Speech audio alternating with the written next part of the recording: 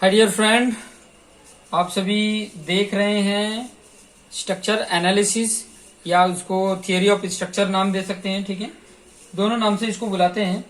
और इस वीडियो में आज हम पढ़ने वाले हैं काइनेमेटिक्स इनडिटरमिनेंसी। ठीक है, काइनेमेटिक्स इनडिटरमिनेंसी क्या है उससे रिलेटेड मैं थोड़ा सा आपको पॉइंट बता देता हूं कि काइनेमेटिक इनडिटरमिनेंसी क्या है। तो मैं यहाँ पे सबसे पहले तो उसके बारे में लिख के बता देता हूं। The degree of kinematics indeterminacy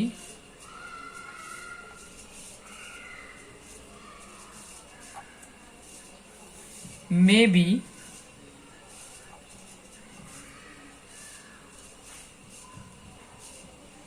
defined as the total number of degree of freedom। Degree of freedom मतलब क्या बोला? Total number of degree of freedom. Degree of freedom की बात अगर मैं बोलूं तो इसका मतलब हुआ कि इंडिपेंडेंट डिस्प्लेसमेंट की बात कर रहे हैं। डिस्प्लेसमेंट कोऑर्डिनेट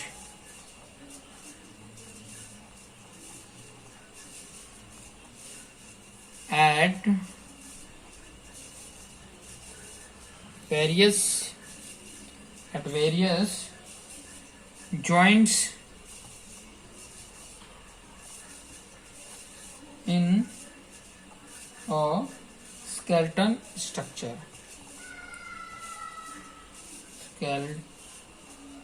स्केलेटल, ठीक है, स्केलेटल स्ट्रक्चर है। ठीक है,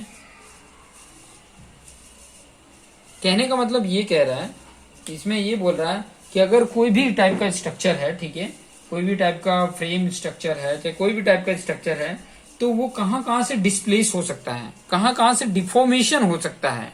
ठीक है, कहाँ कहाँ से डिफॉर्मेशन हो सकता है और मतलब किस किस डायरेक्शन में डिफॉर्मेशन हो सकता है, उसी की बात यहाँ पे कर रहा है। डिग्री ऑफ फ्रीडम की बात कर रहा है। तो मैं यहाँ पर थोड़ा सा पॉइंट भी लिख के मैं आपको बता देता हूँ। ठीक है, जैसे कि यहाँ पे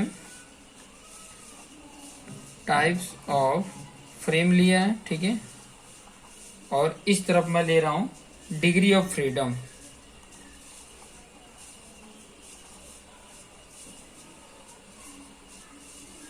डिग्री ऑफ फ्रीडम की बात कर रहा हूं।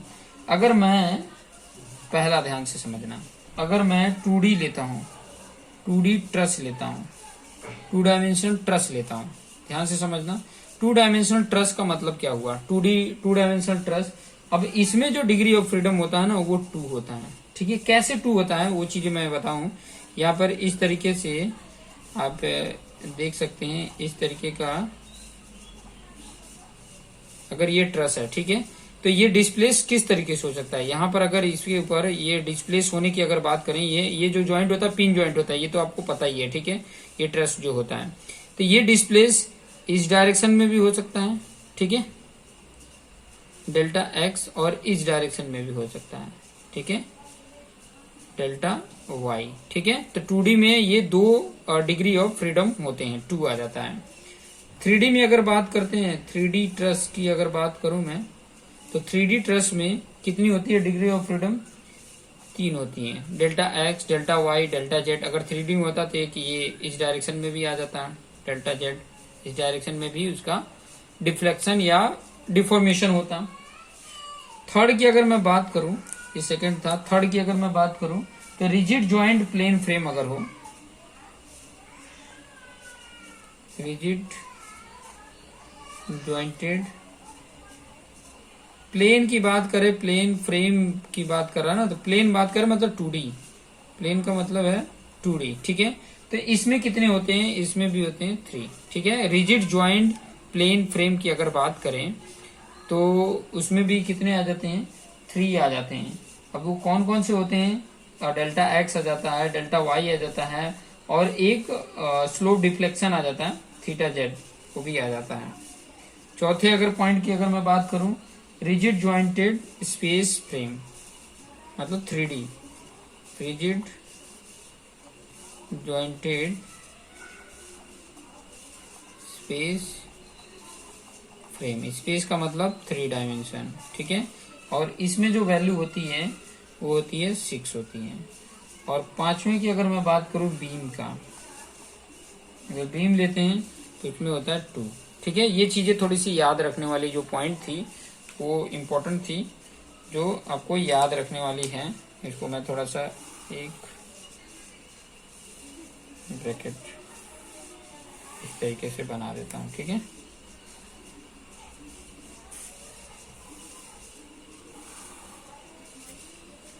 चलिए नेक्स्ट पॉइंट की अगर मैं बात करूं तो नेक्स्ट ये है कि कैसे फाइंड आउट करेंगे, ठीक है।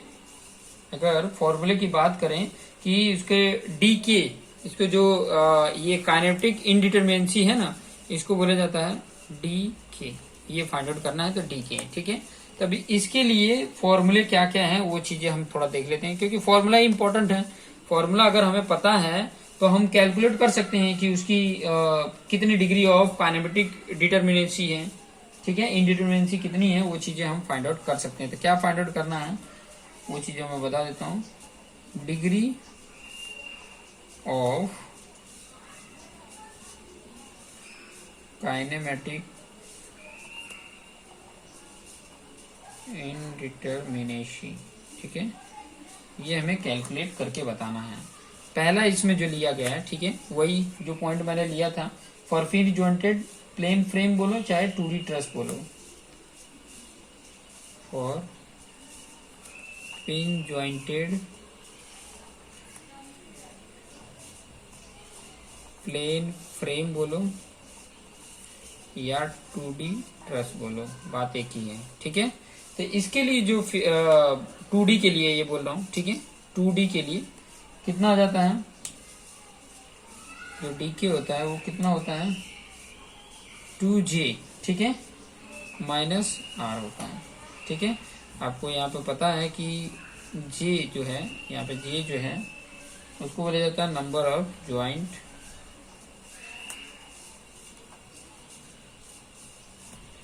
और ये जो R है उसको बोला जाता है नंबर ऑफ टोटल रिएक्शन।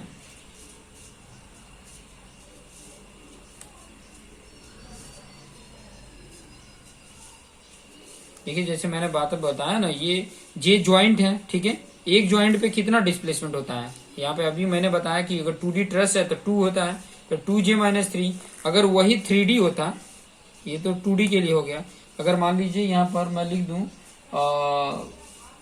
चलो यहाँ सेकंड वाला नंबर जो लिख लेते हैं, सेकंड वाला number for pin jointed space frame, for pin jointed space frame होता, और इसका मतलब आपको पता है 3D ट्रस की बात कर रहे हैं, ठीक है। तो इसके लिए क्या फॉर्मूला होता है, इसके लिए जो फॉर्मूला होता, इसके लिए जो फॉर्मूला होता डीके का, वो क्या होता 3J-R होता, ठीक है, 3J-R होता, ठीक है, क्योंकि 3D जो 3D है वहां पर ज्वाइंट पर कितने होते हैं, ज्वाइंट पे अगर देखोगे तो कितने डिस्प्लेसमेंट होते हैं, फ्री डिस्प्लेसमेंट 3 होते हैं, तो 3J-R हो जाता है। ये फॉर्मूला हो गया। फिर बाद में रिजिड ज्वाइंटेड प्लेन फ्रेम की हम बात कर लेते हैं, रिजिड ज्वाइंटेड प्लेन फ्रेम की बात कर लेते हैं, तीसरा वाला,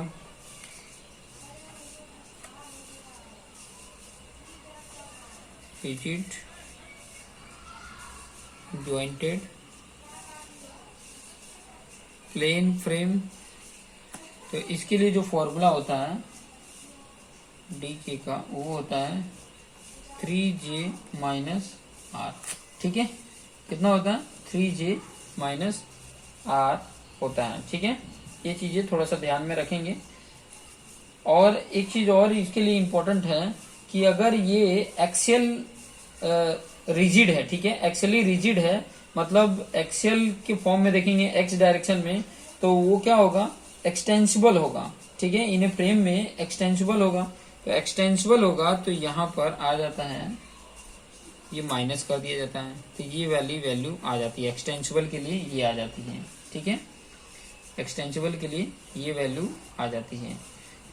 वही अगर स्पेस के लिए, ये तो 2D के लिए हो गया। अगर स्पेस फ्रेम होता है, स्पेस फ्रेम, तो वहां पर डीके की वैल्यू जो होती है वो आती है 6J minus R minus M, ये आ जाती है। ये चीजें थोड़ी सी ध्यान में रखेंगे, आपको आसानी से कैलकुलेट हो जाएगा, ठीक है। तो चलिए एक क्वेश्चन कर लेते हैं ताकि हमें आइडिया मिले।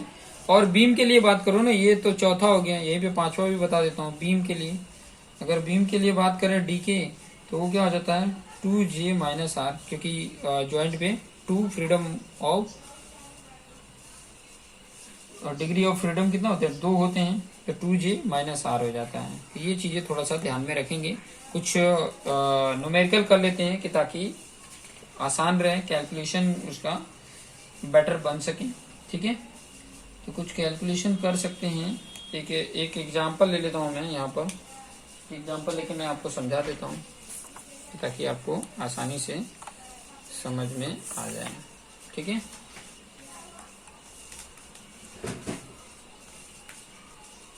क्वेश्चन में लिख रहा हूं यहाँ पे,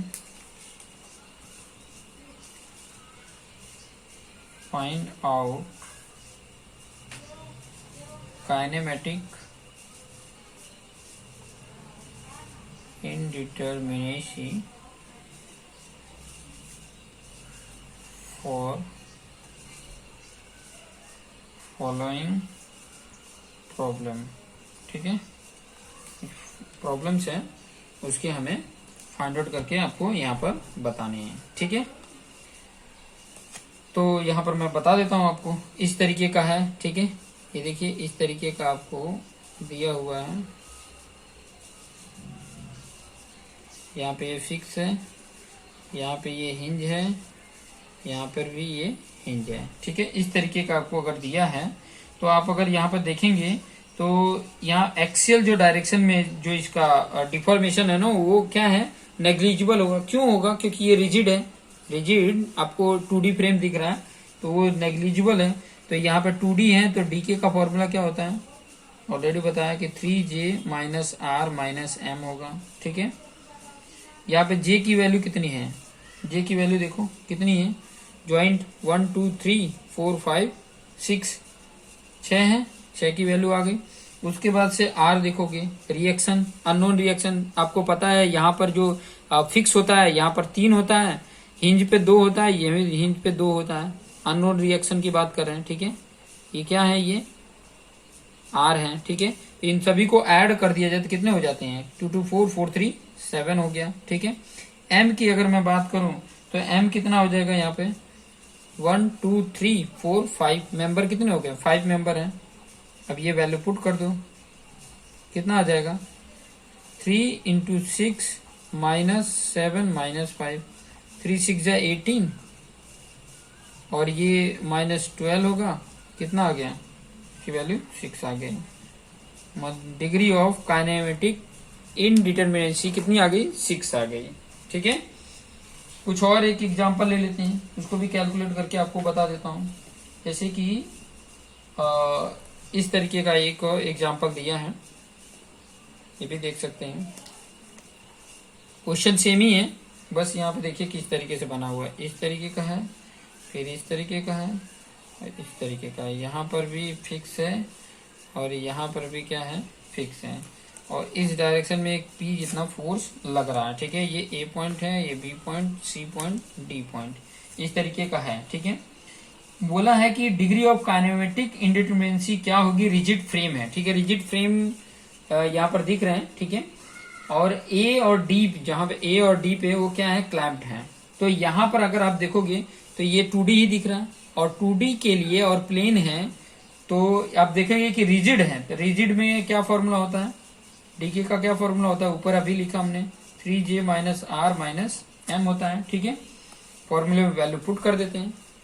वैल्यू यहाँ पे अगर पुट करोगे तो यहाँ पे देखो J की वैल्यू कितनी है, J मतलब ज्वाइंट, ठीक है। ज्वाइंट कितना, 1 2 3 4 4 है। R की वैल्यू कितनी, अननोन। देखो यहाँ पर भी 3, यहाँ पर भी 3, तो आर की वैल्यू कितनी आ जाएगी 6 फिक्स पे।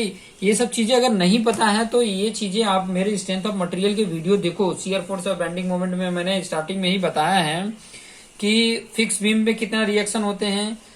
हिंज अगर है, हिंज सपोर्ट है, सॉरी फिक्स सपोर्ट है, चाहे हिंज सपोर्ट है, चाहे रोलर सपोर्ट है, तो उसपे मतलब कितने मतलब अननोन रिएक्शन होते हैं, वो चीजें आपको पता होनी चाहिए। तो ये अननोन रिएक्शन ही है, 6 आ गया।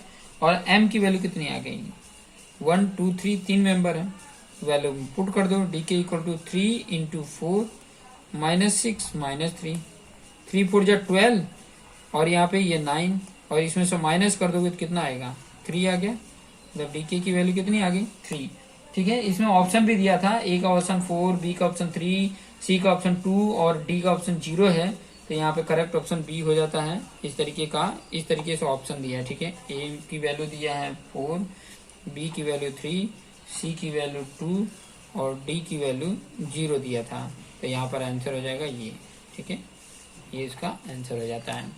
तो इस तरीके जब भी क्वेश्चंस आपको देखने को मिले तो इस तरीके से कैलकुलेट करके और फाइंड आउट कर सकते हैं। ठीक है, इस तरीके से आप फाइंड आउट करके और आसानी से आप बता सकते हैं। ठीक है, कुछ क्वेश्चंस मैं आपको यहाँ पर लेकर आया हूँ ताकि आपको बता देता हूँ। ठीक है, जैसे कि आपने ये देखो, ये चैप्टर ओवर ही हो रहा है, तो कुछ क्वेश्चंस मैं करा देता हूँ कि ताकि आपके लिए आसान हो सके। ठीक है, अभी 16 मिनट हुए हैं तो टोटल 30 मिनट के वीडियोज होगा, तो कुछ क्वेश्चंस भी करा देते हैं ताकि आपके लिए आसान हो सके और आप आसानी से फाइंड आउट करके भी बता सकें कि एक्चुअली कितना वैल्यू होगा। ठीक है, जैसे कि एक क्वेश्चन ये दिया हुआ है, ध्यान से आप बताइएगा। ठीक है,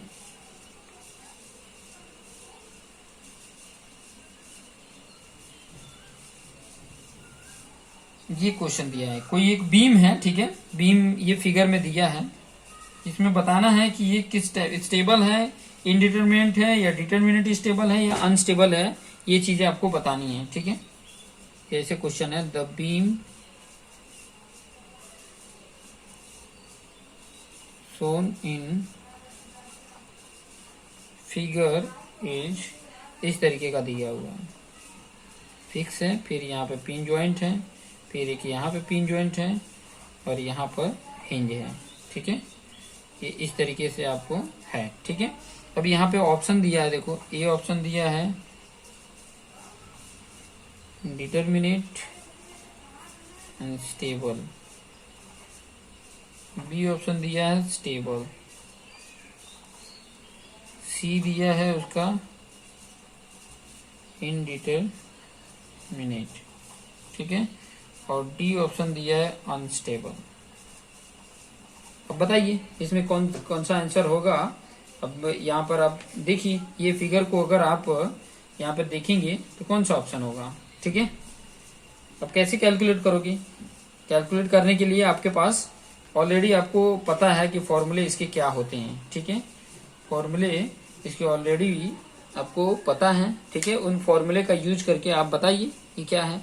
तो ये कैलकुलेट करने के तरीके तो ऑलरेडी मैंने इसके प्रीवियस वाला वीडियोज अगर आपने देखा है ना, बीम के लिए मैंने बताया है कि बीम के लिए क्या फॉर्मूला होता है। उसमें डी जो एस है ना, ठीक है, डी एस हम जो फाइंड आउट करते थे, D S E plus D S E plus D S I होता था। ठीक है, जिसमें आपको मैंने ऑलरेडी बता दिया था कि डी एस आई बीम के लिए जो होता है ना, ये बीम है तो बीम के लिए ये जो वैल्यू होती थी वो 0 हो जाती थी। ठीक है, 0 हो जाती थी, ये चीजें ऑलरेडी मैंने बताया था। ठीक है, तो इसका फॉर्मूला हो जाता था। ठीक है, डी एस ई आ जाता था, और डी एस ई का मतलब क्या है, अननोन जो है रिएक्शन माइनस नोन रिएक्शन होते थे।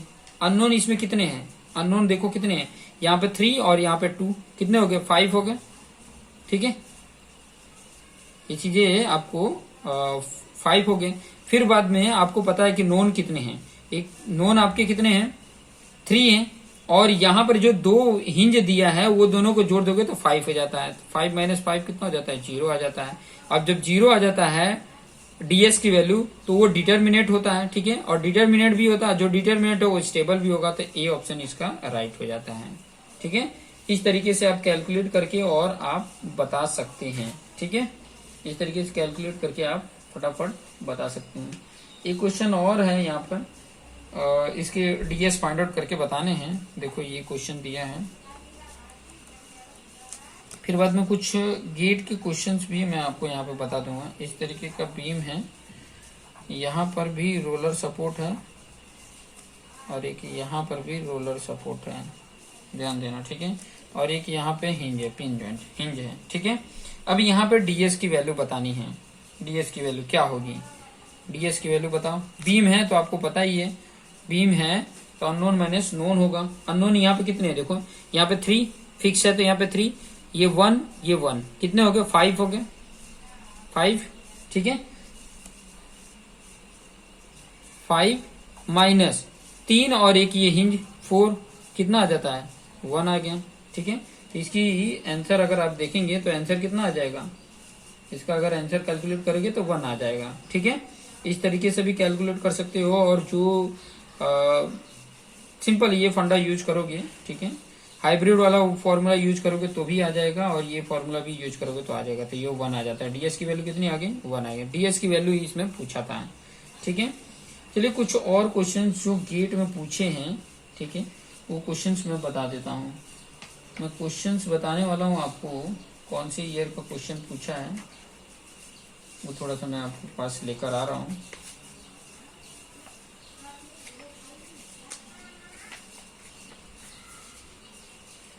देखिए 2008 में ये क्वेश्चन पूछा था, ठीक है। 2008 में ये क्वेश्चन पूछा था, ये देख सकते हैं। चलिए मैं ये क्वेश्चन बता देता हूँ। 2008 में पूछा हुआ ये क्वेश्चन है। क्वेश्चन ये था, the degree of static indeterminacy of the rigid frame, ठीक है, rigid frame है, having 2 internal hinge, ठीक है, 2 इंटरनल हिंज है, मतलब हाइब्रिड है, ठीक है। hinges as shown in the figure below, ठीक है। क्या है, कैसा फिगर है, मैं आपको यहाँ पे दिखा देता हूँ। इस तरीके का फिगर बना हुआ है। यहाँ पर हिंज सपोर्ट है, ठीक है, यहाँ पर रोलर सपोर्ट है, और यहाँ पर भी रोलर ही सपोर्ट है, ठीक है। इस तरीके से रोलर सपोर्ट है, यहाँ से इस तरीके से जॉइंट है ये, ठीक है। और एक यहाँ पर हिंज दे दिया है और एक यहाँ पे हिंज दे दिया है।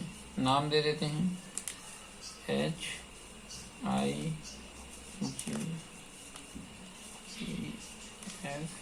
इस तरीके से क्वेश्चन पूछा था, ठीक है।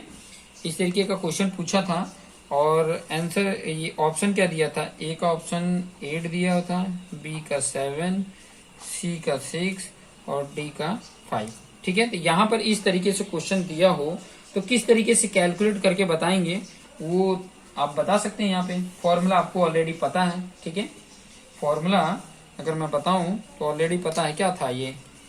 डीएस का फॉर्मूला क्या था? DSE प्लस DSI था, ठीक है।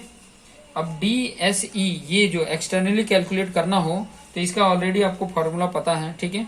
फॉर्मूला इसका unknown minus known, unknown minus, अब देखो अननोन कितने हैं, देखो यहाँ पर, ये देखो मैं बता देता हूँ कितने हैं। यहाँ पर देखो, यहाँ पर आपको 2 मिलेगा, यहाँ 1, यहाँ 1, कितने हो गए? यहाँ पर 2 1 3 1, कितने हो गए? 4 हो गए, ठीक है। ये 2 1 3 1 4 हो गए, ठीक है। और उसके बाद आप नॉन मतलब देखोगे तो यहाँ पे 2 हिंज भी हैं, ठीक है। तो वो कैलकुलेशन, मतलब डिग्री ऑफ एक्सटर्नल इंडिटरमिनेसी की अगर यहाँ पर मैं अगर बात करूं तो यहाँ हाइब्रिड है, तो इसके लिए इसका जो ऑलरेडी मैं फॉर्मूला ही लिख देता हूँ कि ताकि आपके लिए आसान हो सके। इसके लिए मैं यहाँ पर फॉर्मूला इसका बता देता हूँ कि क्या फॉर्मूला था। ये जो फॉर्मूला मैंने बताया था 2D फ्रेम के लिए है, ठीक है। ये 2 डायमेंशनल फ्रेम है और हाइब्रिड है, तो उसके लिए क्या फॉर्मूला मैंने कंडीशंस ऑलरेडी बता चुका हूं।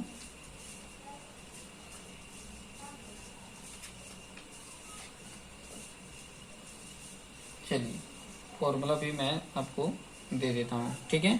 2D के लिए क्या फॉर्मूला था, ये फॉर्मूला था 3m plus r minus 3j plus j dash minus summation m dash minus 1, ये था, ठीक है। ये फॉर्मूला था, ये फॉर्मूला आपको ऑलरेडी पता था, ठीक है।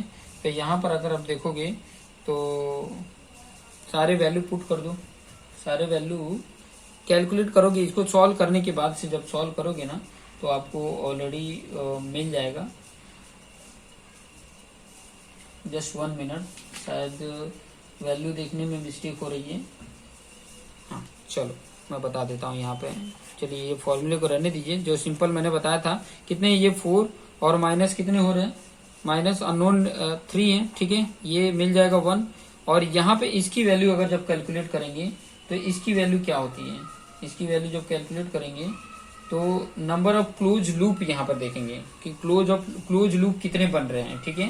क्योंकि इसकी जो फॉर्मूला होती है, ये फॉर्मूला होता है, ये वाला DSI का फॉर्मूला क्या होता है, 3C minus summation m dash minus 1 होता है, ठीक है। तो इसके बेस पे हम इसको कैलकुलेट कर लेंगे। 3 इंटू 2 माइनस 2, इसकी वैल्यू 2 आ जाती है, ठीक है।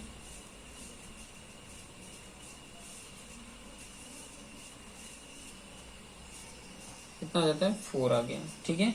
तो DS की वैल्यू कितनी आ गई, यहाँ पे आप देख सकते हैं। इसकी वैल्यू 1 थी, 1 प्लस 4 कितना आ गया, 5। तो यहाँ पे 5 वाला जो आंसर है D वो करेक्ट हो जाता है, ठीक है। 5 वाला जो आंसर है वो करेक्ट हो जाता है। ये थोड़ी सी है, मतलब थोड़ा सा अगर ध्यान से देखेंगे तो आपको ऑलरेडी समझ में आ जाएगा। तो थोड़ा अपने प्रैक्टिस कर लेना है, जितना प्रैक्टिस करोगे उतना ही आपको अच्छे से ये बन पाएगा। तो प्रैक्टिस बहुत इंपॉर्टेंट है, प्रैक्टिस करते रहिए ताकि ये आसानी से कैलकुलेट हो पाए, ठीक है। और ऐसे रिलेटेड अगर कोई भी क्वेश्चन आते हैं तो उसको आप कैलकुलेट करके और अच्छे से इसको फाइंड आउट कर सकें, ठीक है। तो देखते रहिए और नेक्स्ट वीडियो में मैं नेक्स्ट चैप्टर लेकर आऊंगा। ये जो पहला चैप्टर था वो कंप्लीट हो गया, नेक्स्ट वीडियो में मैं नेक्स्ट चैप्टर लेकर आऊंगा। तो देखते रहिए और अपने आप को बेस्ट बनाते रहिए। Thank you for watching this video.